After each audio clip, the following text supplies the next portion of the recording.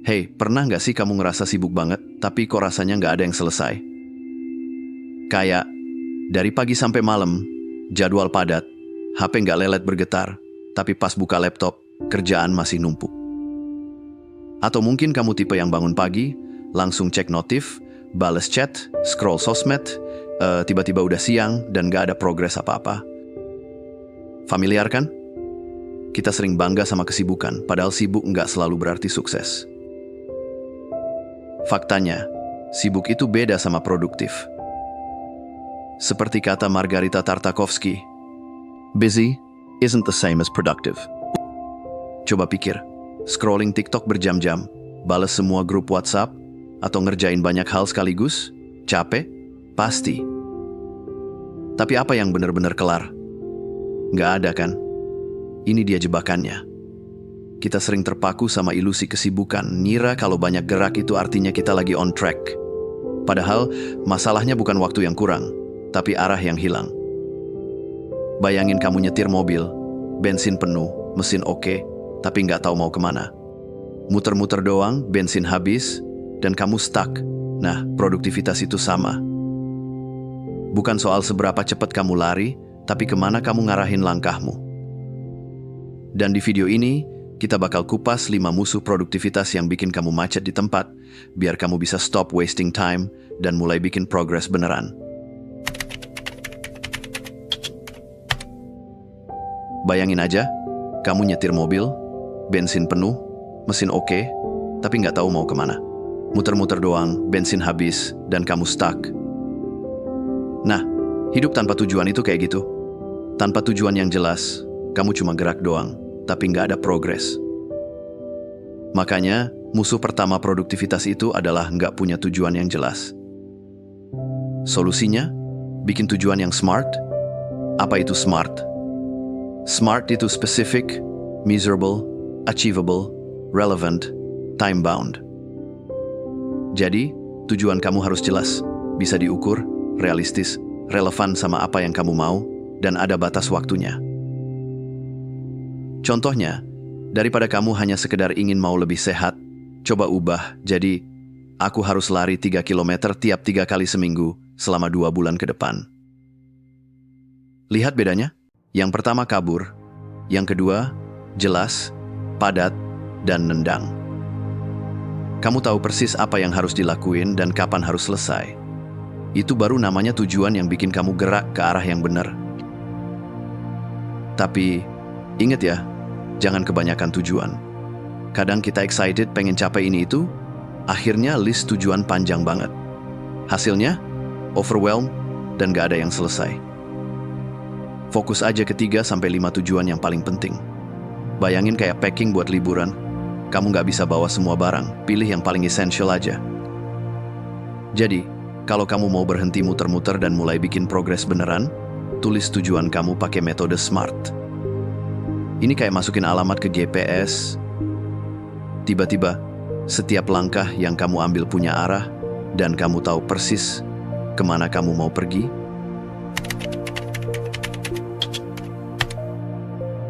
Kalau tadi kita ngobrol soal sibuk tapi nggak produktif, sekarang saatnya kita bongkar salah satu biang keroknya, perfeksionisme. Iya, perfeksionisme ini kayak musuh dalam selimut, nggak kelihatan bahayanya tapi bikin kita stuck. Bayangin, kamu sibuk banget tapi nggak ada progres. Kenapa? Karena kamu terjebak sama pikiran, harus sempurna dulu baru mulai. Perfeksionisme itu jebakan. Bikin kita takut melangkah gara-gara standar yang kita bikin sendiri terlalu tinggi. Mark Twain bilang, continuous improvement is better than delayed perfection. Artinya, mending jalan terus sambil belajar daripada nunggu momen sempurna yang nggak pernah datang. Contohnya, mau nulis artikel, tapi sibuk revisi kalimat sampai lupa tujuan awalnya. Atau mau bikin project, tapi nggak mulai-mulai karena takut hasilnya nggak wow. Dampaknya, kita jadi nggak maju, takut gagal, takut dikritik, akhirnya nggak ngapa-ngapain. Padahal, kunci produktivitas itu sederhana, mulai aja dulu. Terima kalau nggak semua harus sempurna dari awal. Proses itu yang bikin kita berkembang. Gagal? Biasa, itu bagian dari belajar. Jadi, lepasin jebakan perfeksionisme itu. Mulai dari langkah kecil, dan jangan biarkan harus sempurna nyanyi-nyanyi di kepala. Produktivitas itu soal action, bukan soal perfect. Sekarang kita lanjut ke musuh lain yang sering bikin hidup berantakan, manajemen waktu yang buruk. Bayangin, kamu udah punya tujuan jelas, semangat buat mulai, tapi kok seharian cuma sibuk muter-muter tanpa hasil. Nah, ini dia problemnya. Waktu kita suka bocor entah kemana. Pernah nggak sih, seharian rasanya capek banget, tapi pas ngaca ke diri sendiri di malam hari, bingung, hari ini aku ngapain aja? Itu tanda klasik manajemen waktu yang amburadul. Sibuk iya, tapi nggak produktif. Kayak nyetir motor tanpa tujuan, bensin habis, tenaga hilang, tapi nggak sampai kemana-mana. Terus, gimana cara ngatasinnya?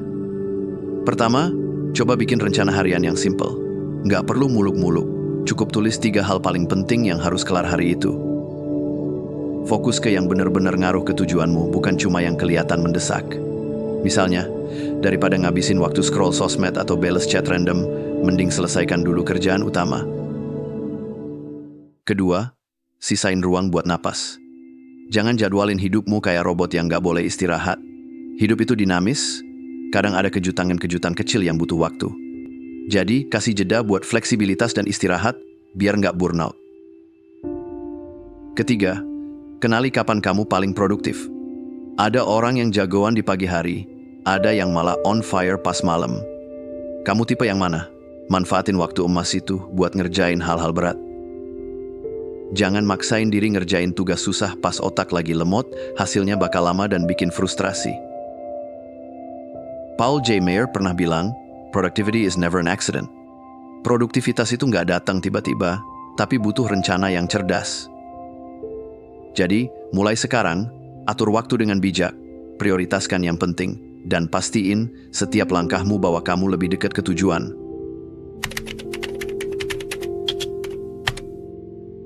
Sekarang kita masuk ke musuh keempat yang sering bikin kita ngerasa sibuk tapi nggak produktif.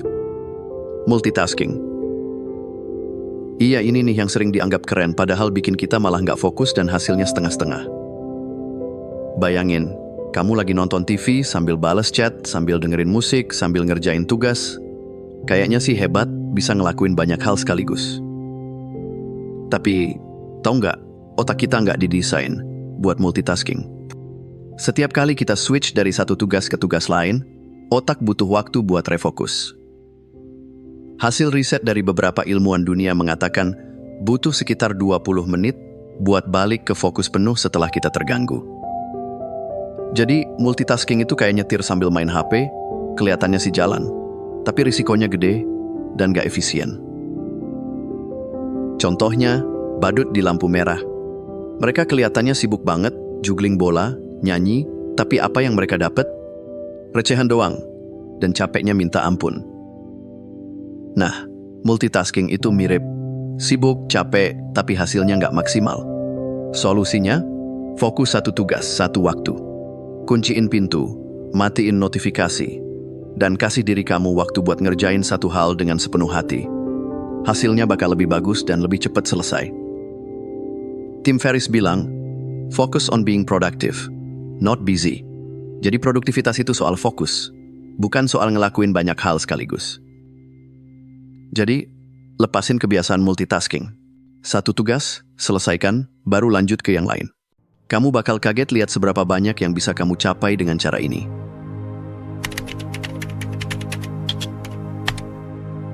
Musuh kelima yang gak kalah bikin ribet, emosi yang gak terkelola.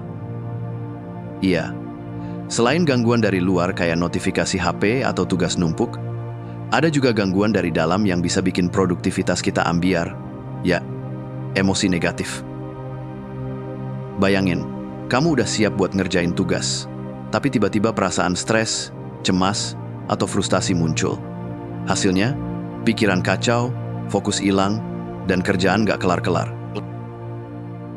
Contohnya, pas kamu lagi deadline, tapi malah kepikiran masalah pribadi, atau perasaan insecure soal kemampuan diri. Otomatis, kerjaan jadi lambat, dan kamu cuma sibuk muter-muter di pikiran sendiri. Nah, Emosi yang gak terkelola ini kayak vampir energi, nyedot tenaga dan semangat kamu tanpa sadar. Solusinya, pertama, kenali dulu apa yang bikin emosi kamu naik turun. Ada nggak sih vampir energi dalam hidupmu? Mungkin orang-orang toksik, situasi yang bikin stres, atau bahkan kebiasaan buruk kayak overthinking. Setelah tahu, coba cari cara buat ngatasinnya. Misalnya, teknik sederhana kayak napas dalam, tarik napas pelan, tahan, terus hembuskan. Atau, luangkan waktu sebentar buat refleksi dan syukur atas hal-hal kecil yang udah kamu capai. Ini bantu banget buat tenangin pikiran. Efeknya, pikiran yang tenang itu kayak meja kerja yang rapi, semua jadi lebih gampang ditemukan dan dikerjakan. Kamu bisa fokus ke tugas dengan lebih baik, dan produktivitas pun naik. Jadi, jangan biarin emosi ngendalikan harimu. Kelola dengan baik, dan lihat bedanya.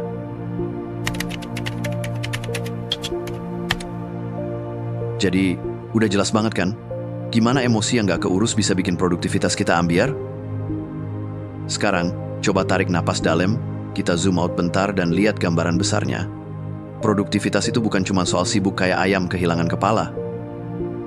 Bukan soal ngegas deadline sambil nyedot kopi sember atau begadang sampai mata panda. Produktivitas yang benar itu kayak nyetir mobil pakai GPS, ada arah, bensin cukup, dan musik favorit ngalir di telinga. Smooth, nggak buru-buru, dan yang pasti nggak bikin hati deg-degan. Picasso pernah bilang, action is the foundational key to all success. Jadi, jangan cuma bengong mikirin rencana sempurna. Mulai aja dulu, nggak apa salah, nggak apa jatuh. Yang penting, kamu gerak ke arah yang bikin hati tenang. Coba deh, ubah cara pandang kamu. Produktif nggak harus panik, nggak harus burnout. Bayangin meja kerja yang rapi, pikiran yang jernih, dan hati yang chill. Produktivitas yang damai itu nyata, dan kamu bisa banget wujudin itu. Nah, sekarang giliran kamu. Besok, apa satu hal kecil yang bisa kamu lakuin biar lebih produktif, tapi tetap santai? Tulis di kolom komentar, kita support bareng-bareng. Sampai ketemu lagi di video berikutnya. Stay chill, stay awesome,